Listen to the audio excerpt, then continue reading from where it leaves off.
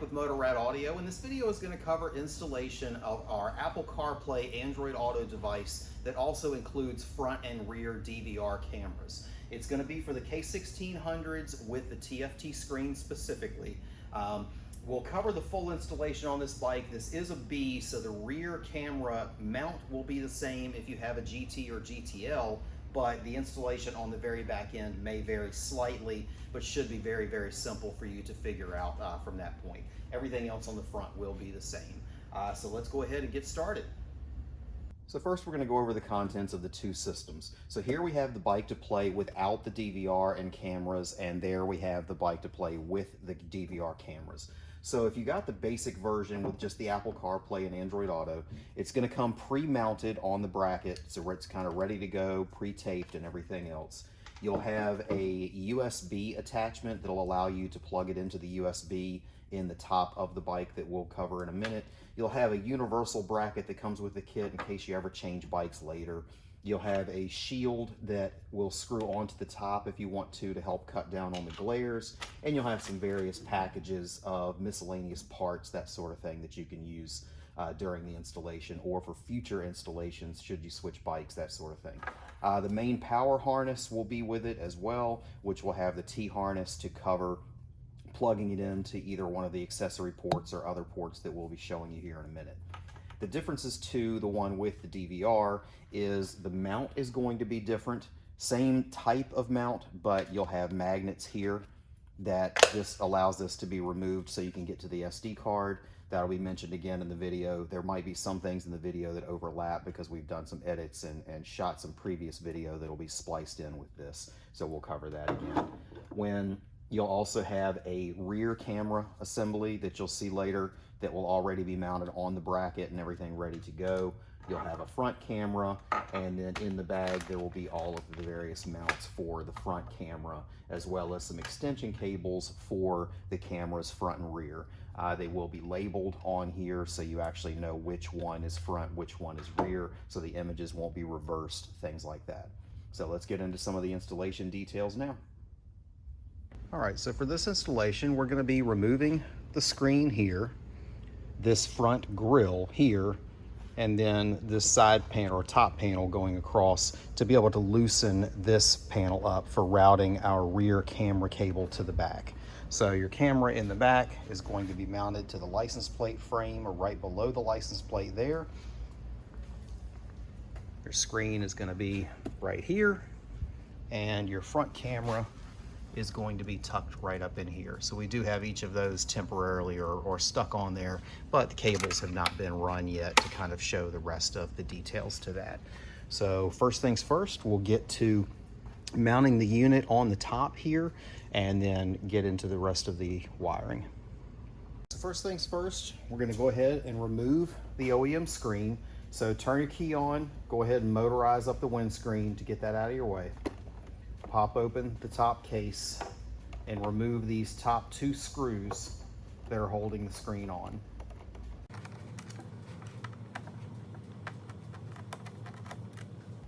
Once you have those two removed, the screen does pop off very easily. Just pull it forward and you'll have two plugs that are underneath here. One small one, which just pulls right out, and then one larger one with a squeeze tab on each side of it that takes a little more effort to get loose. Just a quick note, this small one can inadvertently go back into here relatively easy in the wrong direction, which will cause certain things on here to not be active related to audio and stuff like that. So if you find that happens after you reassemble, just double check that this plug is pushed in the correct way. There is a small key in there for that.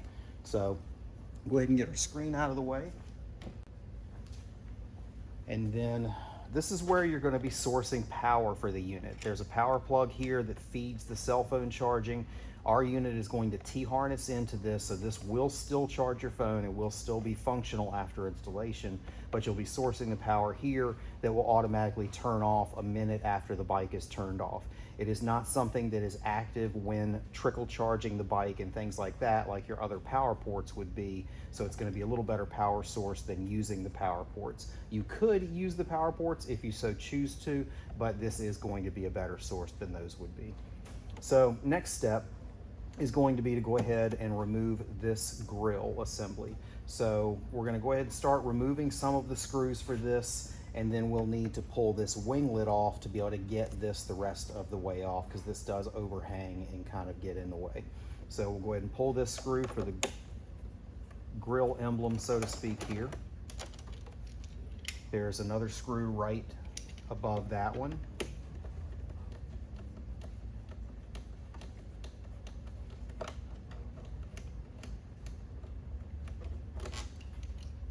And the one screw right here in this top corner.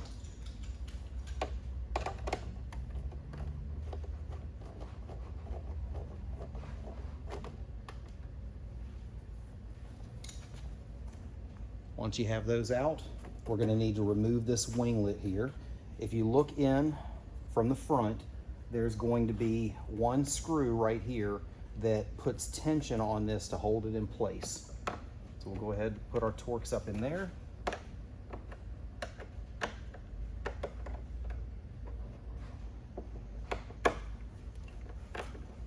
And loosen that screw up a good bit. It's not going to come all the way out. It's just going to be freeing up the mechanism where you pull this winglet towards you. And as long as you've taken that screw out enough,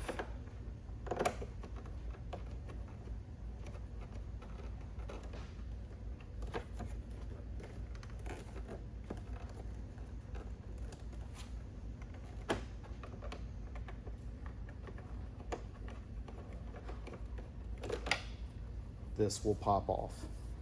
And you can see there are tabs here, so you are pulling this towards you to release it once you have that screw loosened up. And then I'll give you a better shot of what's going on there real quick. So let me pull this camera off. And so this is the mechanism that you were releasing. You were loosening this screw up to get this out of the way so it could slide off of this mount. So I'm just going to remove these 3 screws, which are fairly long, and then that will remove the rest of this assembly.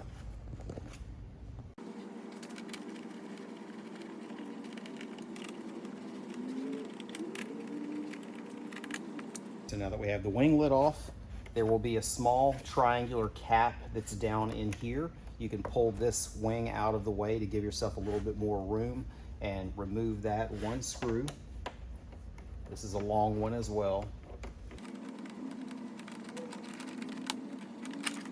Once you have that screw out, this will come all the way out. You'll see I just leave the screw in there since this one is quite different than the rest of the screws for reapplying that back later. Now that we have that one out, there's going to be one more screw right down in here that you're going to be removing to finish removing this piece. This does pull as far as you need it to pull. You're not going to break it if you swing this around.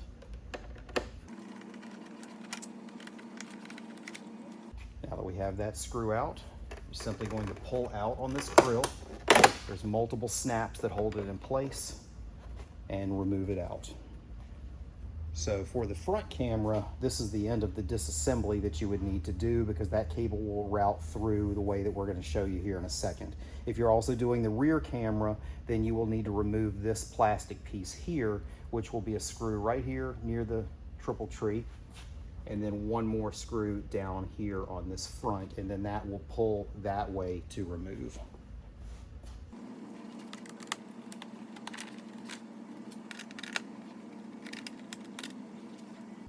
Once you have those 2 screws out, just work this way.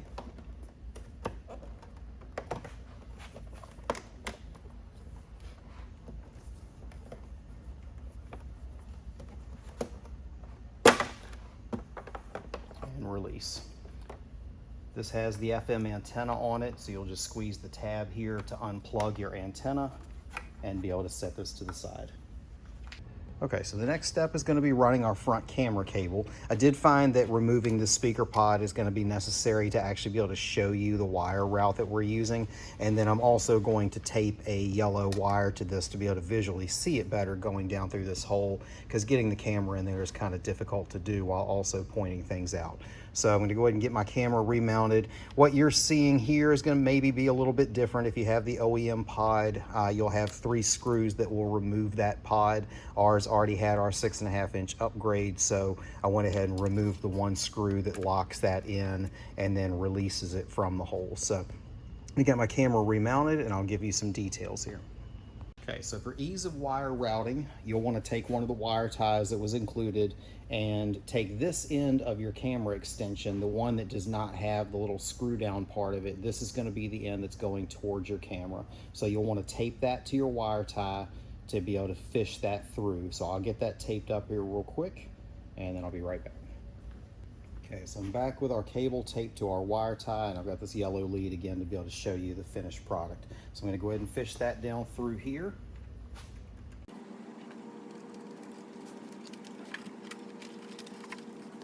And see if I can get my camera down in here to show you better. Okay, so our cable is going right down through there. You'll see that screw that's kind of off to the side.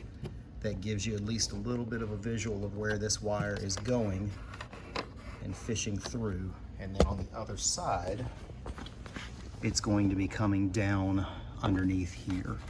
So you'll just be able to pull that wire through to get enough length to work with, and then we'll go ahead and actually loop it up through the bottom here and connect it to the camera itself, and then pull the extra back through to the other side so we can wire tie it up in there.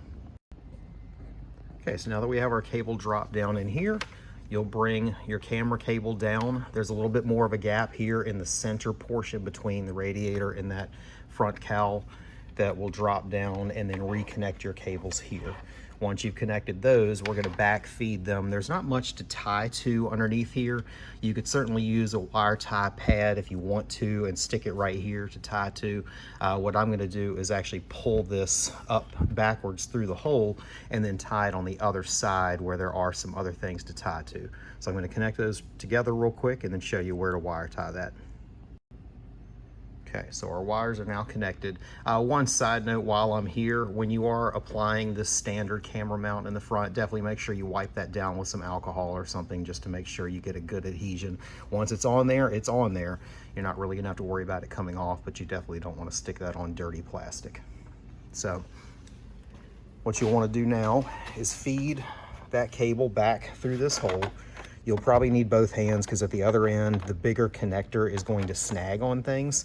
So once you've pulled that the rest of the way through and you've got a decent amount of tension at the camera so you don't have to worry about a sagging cable, just wire tie it right here where this factory wire tie is. So you'll bring this up. That'll actually hold that in place and keep some tension on the cable so it doesn't droop on you. And then keep in mind, as you're putting your speaker back in here, you are going to be a bit cramped for space. So you'll want to tie your excess cable, once we get through the rest of the steps here, down into this cavity behind the speaker, especially if you've done the 6.5-inch upgrade. There's not really a lot of free space going on here. So that's a good place to tuck your excess cable and kind of tie it to this, just keeping it on the underside of that section. So now we're going to move from the front camera to the rear camera, which is going to follow this factory path along through the top here and to the back of the bike. So what we're going to need to do is take the seat off and then remove this screw here, and then there's a couple screws down here that I'll show you once the seat is taken off. So let me get my camera mounted up real quick and we'll get into that. Okay, so we have our wire bundled up and wire tied down here. Again, keep this tucked back as far as you can if you have the larger speakers, because you need every ounce of space in here. And as you probably already know, make sure that you have no cables in this area that are going to be getting in the way of this seating in there, because if it hits this with a wire in between it, it will pop the speaker pod out too much for everything to reassemble. So once you have that in there tucked away and can be pushed back into that hole if need be, have your cable run right up through here to give yourself a little bit of a jumper to connect to the unit itself. Don't need a whole lot up there, but just enough to work with. And then we're going to bring our other cable down through that same opening, tuck it up really tight up into here, and bring it on down the side. So you're going to need to remove this screw here to be able to pull this panel back, as well as these two here to again give that flexibility for pulling this back. Your wire is going to come down along this top and then drop down and go behind this channel here.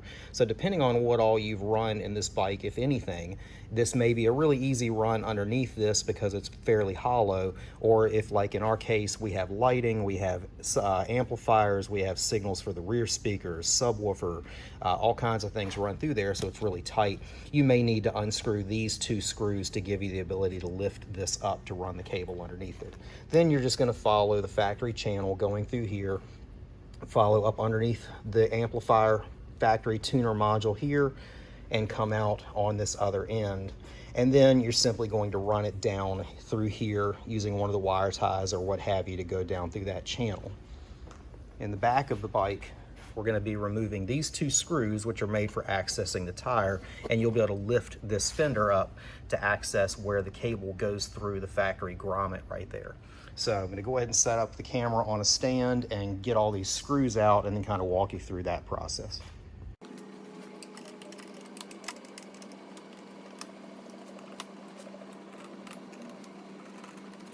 The screw that goes in this outside one is definitely a much longer screw, so you do need to keep track of that to go back in there.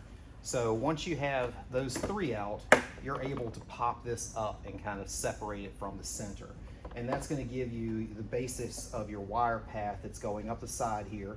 There'll be a couple different harnesses that are in here that you can tie to as far as your wire ties go as you're bringing it along this path.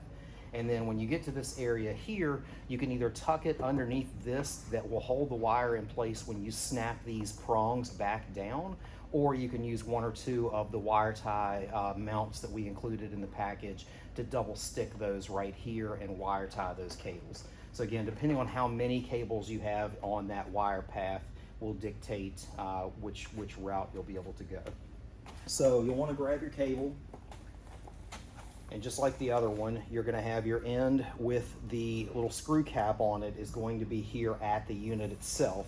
So you're going to be fishing this particular end without that screw cap through here.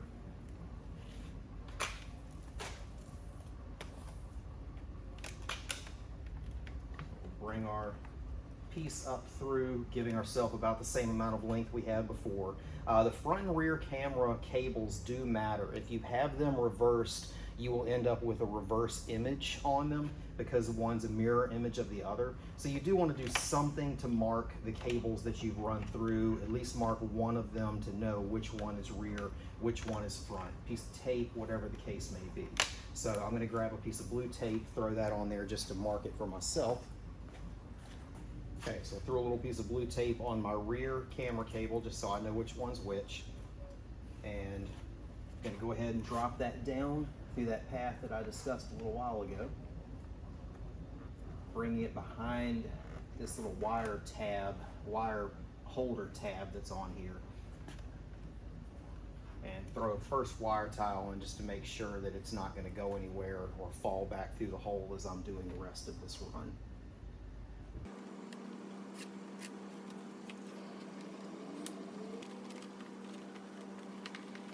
I would run underneath these wire harnesses that are plugged in right here.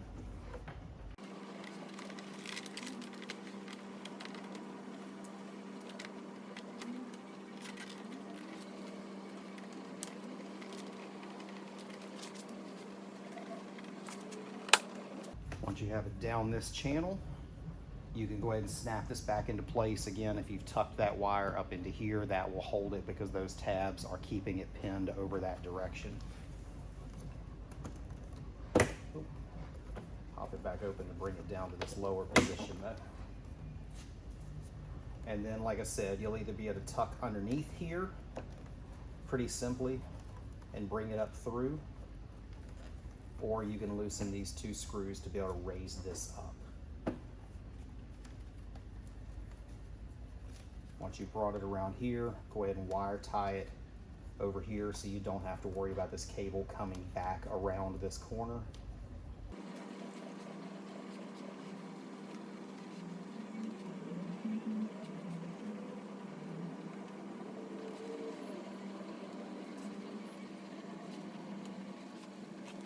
And I'll reposition the camera real quick.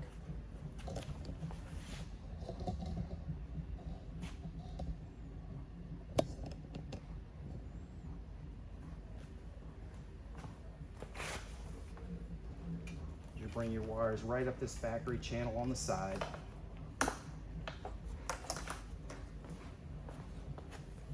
And again, there'll be a hollow spot going up underneath here.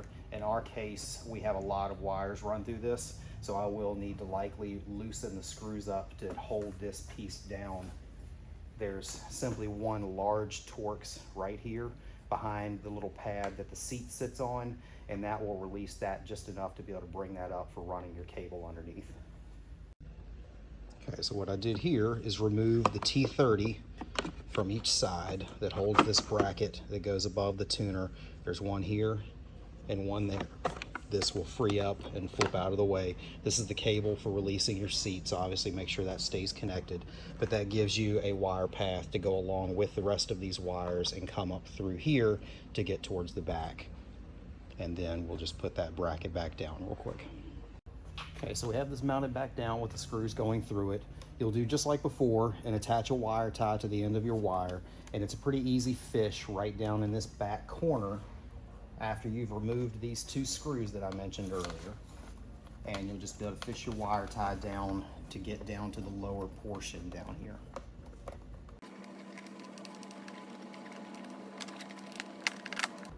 So once you pull your wire down through there, we'll move on to actually mounting the camera and connecting the wires underneath here. And then any excess you have, you'll pull up here to bundle underneath the seat, because there's more room to bundle your excess underneath there.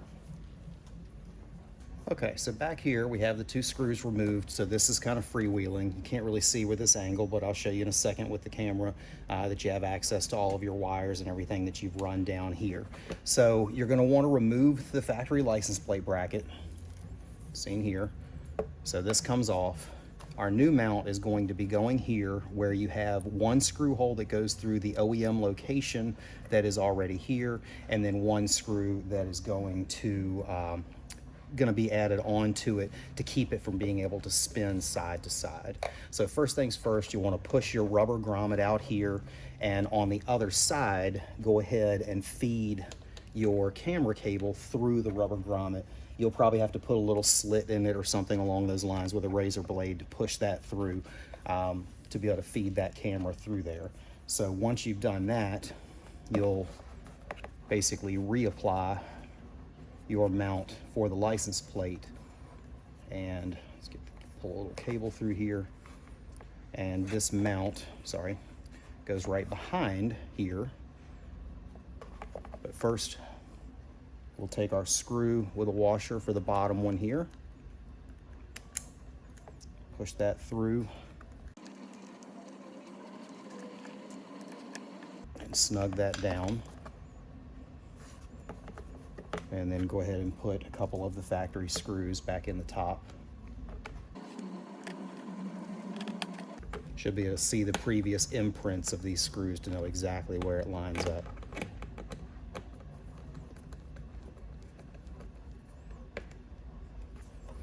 Then once you have that, give this a little twist to get it in the straight up and down position. And add your final screw. And I guess one part I left out of this is get your camera cable tucked behind the license plate frame, not in front of it.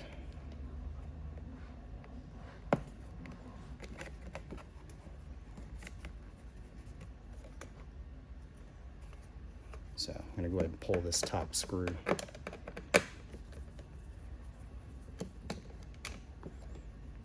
And tuck my cable in behind here. So your camera cable will route directly behind and straight through that hole.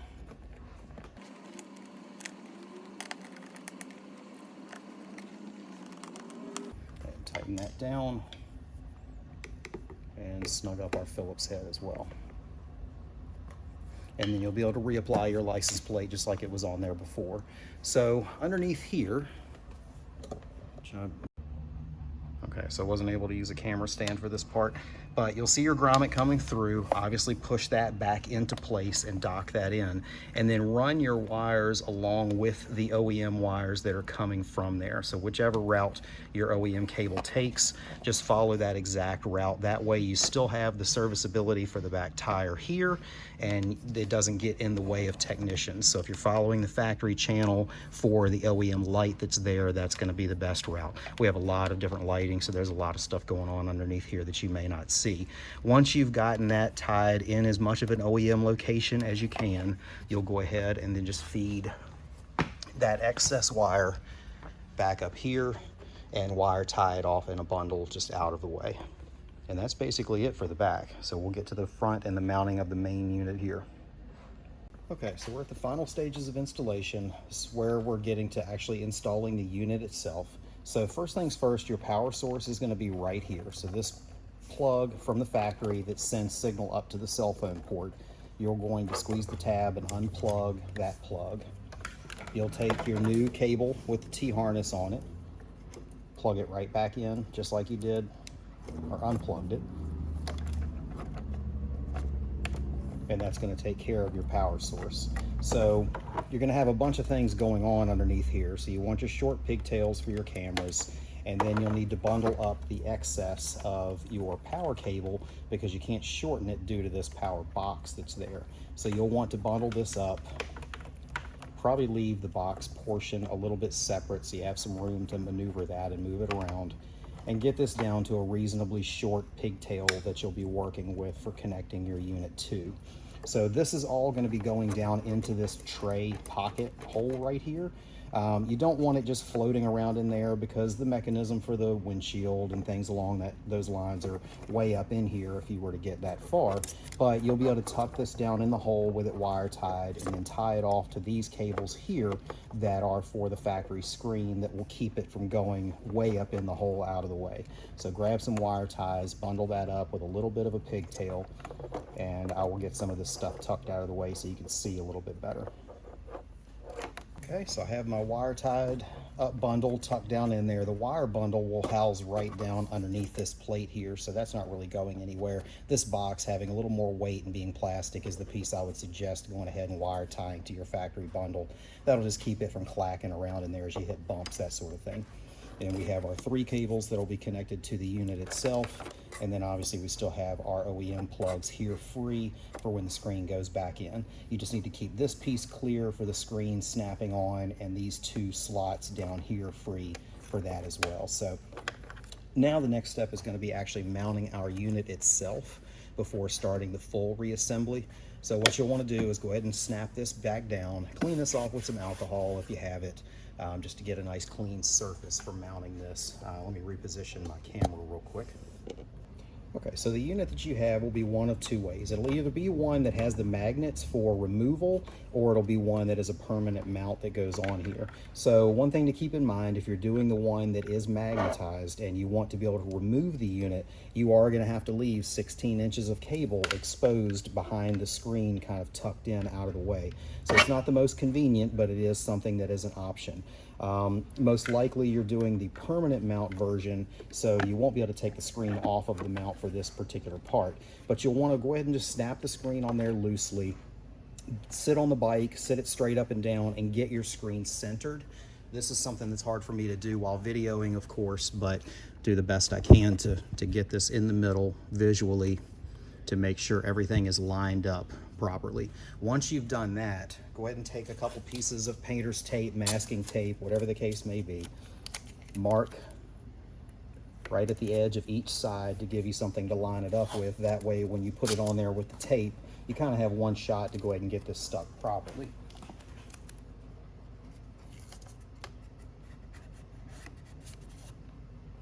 So I have tape on each side of it to get it marked, and then I'll just pop this back off. So now I have a center spot visually for after peeling the tape. So go ahead and peel your 3M tape off that's on the mount. This does hold really, really well. It is something that can be removed. We've certainly had something stuck on this bike before, redoing it for videos, but it takes quite the effort to get that off. So you do want to get this right the first time. All right, so we have our tape pulled. Pop around here to the other side so I can see the center.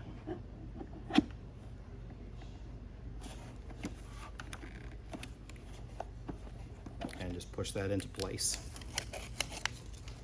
And that's it. That portion is installed. And now all we have left to do is reassemble these side panels we removed. And then we'll be obviously connecting these units. When you have this speaker grill on, there's going to be a gap right there where the screen goes on. So I'm going to go ahead and start reassembling some of these pieces and then show you kind of the final steps of the rest of the installation. All right, so we have everything reassembled. I've gone ahead and connected my 3 cables here. You want to go ahead and release the top cover here and raise it up as high as you can to make sure you're giving yourself enough cable to be able to open and close this if you want to use it for your cell phone, that sort of thing. So once you've got that positioned, take your free wires and go ahead and I kind of leave them loose in here so they have the ability to move around. So as you're putting this back in with some of these other parts, they have room to be pushed into place. So go ahead, plug your big plug in and that small plug. Again, test that out afterwards, make sure you had it plugged in correctly.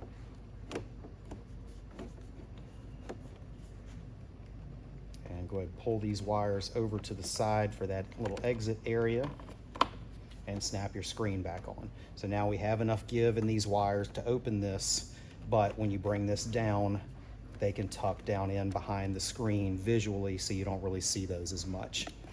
And that's basically it. You'll probably need a right angle or a shorter Torx to get these 2 screws back in now that your screen is in the way, but that's gonna be it. And I'll lead on in the video now to just a basic overview of how to connect to the unit and how to use the unit in general.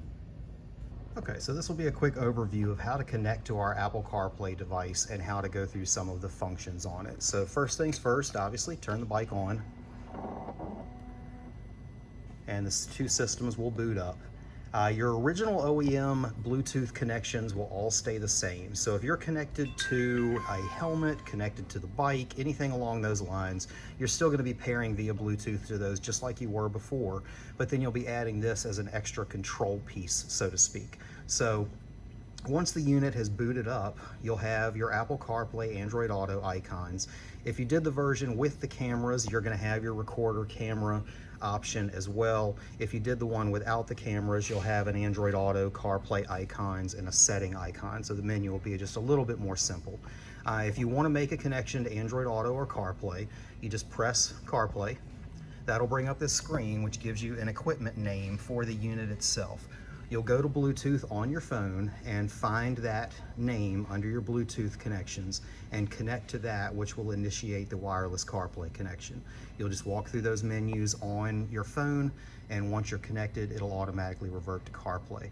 So I'm going to go ahead and connect to this unit real quick, and then we'll be back with a quick overview of how to use it.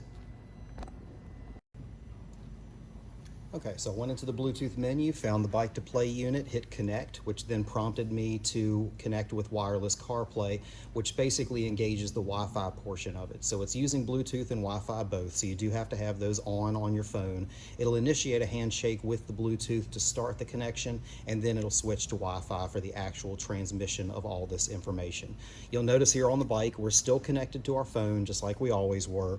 If I use the Wonder Wheel and handlebar controls, go to media, everything there is still there. So you still have access to your music. You can still hit next song, things like that. You can pull up, what I have right now is Spotify. You can pull that up just like you would on any other CarPlay device, and you'll have that information on both screens. If you're using navigation like Waze or something along those lines, there's not going to be Wonder Wheel control for anything related to navigation. That is going to be directly controlled from the screen here, but uses all the normal Apple CarPlay, Android Auto mapping apps and things like that. One thing of note, you'll notice when I'm on the home screen, it has a light background. That is something that you're going to probably want it to be set to have better visibility in the day, because a white background is going to stand out more than a black background. So where you get to that is in your settings. You want your appearance to be automatic, because if you have it on the typical setting that most would have in a car, something always dark, it's going to wash out a lot more on the highway than if you have it on automatic, where during the day it'll be a white background and at night it'll be a black background for less glare. Other than that, everything on CarPlay will work the same as CarPlay does on any other device that you have. But again, you'll keep your audio connections going through the bike and or through a helmet if that's the route that you're using for your audio. Once you go through here, you can hit your home button on the DVR versions, and that'll bring up your home, your cameras, things like that. So we have front and rear camera on here. They still have the little stickers on them, and one's pointing at a white wall, so you're not going to see a whole lot there. But you can toggle between the different cameras. You can change different sizes.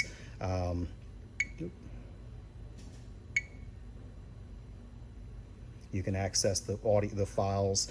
There is a micro SD card in the bottom of this, so you just pop this open and raise it up to take those screws out, or if you did the magnet version, just pop this off to access that SD card. Maximum size on that is 256. So you're going to have a maximum size of that. We have been told that there's better reliability on smaller gig cards, so you may want to keep a couple 64s. You certainly have the phone app that will allow you to access all of the video files, so you're not going to have to pull that card very often. You're certainly going to have access to that.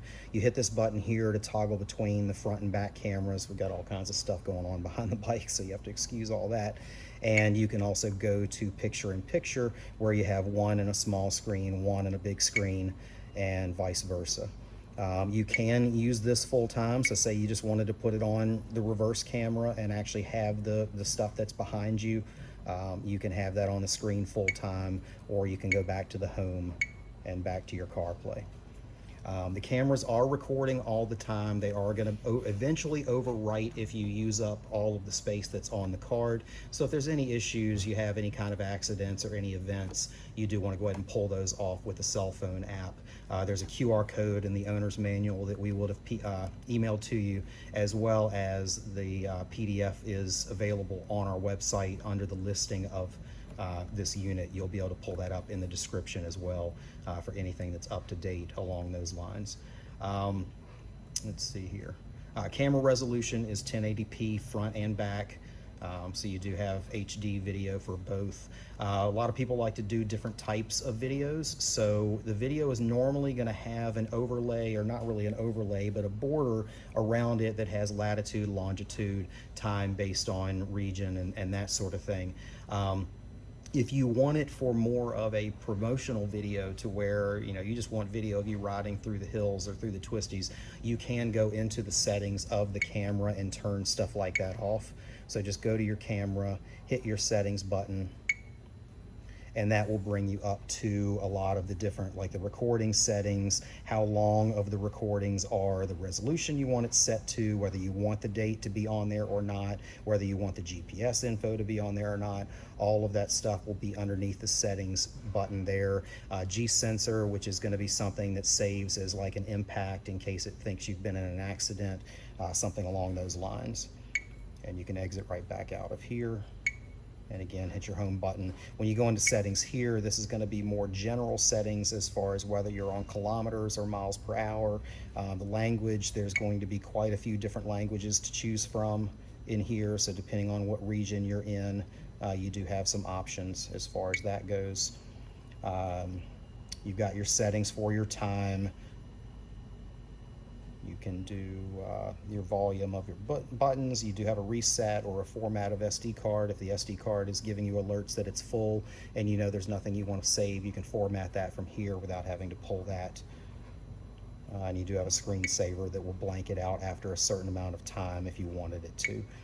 One other note, if you have a R18 where this is tied into one of the accessory ports and not the cell phone port. When you plug the unit into the bike into a battery tender through one of those accessory ports, the CAN bus is going to turn the unit on and keep it on while the battery tender is there, because it's opening that circuit to backfeed to the battery.